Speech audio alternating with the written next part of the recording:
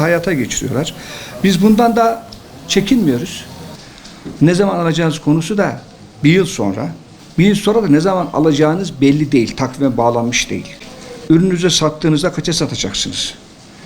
Şu anda bu ülkede iki tane toplum kesimi çok büyük sıkıntıda. Birincisi çiftçiler, ikincisi KOBİ ve esnaflar. İlk ekmeğden başlıyor, tohumdan başlıyor.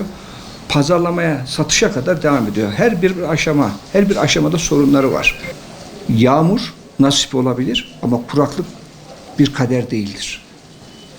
Bu devirde kuraklıktan bahsediyorsak bu beceriksizliktir, bu yönetimsizliktir, bu işi bilmemezliktir.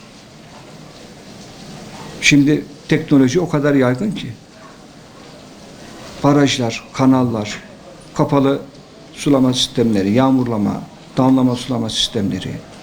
Arkadaşlar teknoloji, şunu söyleyeyim size, şu anda tarımda ürünleri robotlar toplamaya başladı.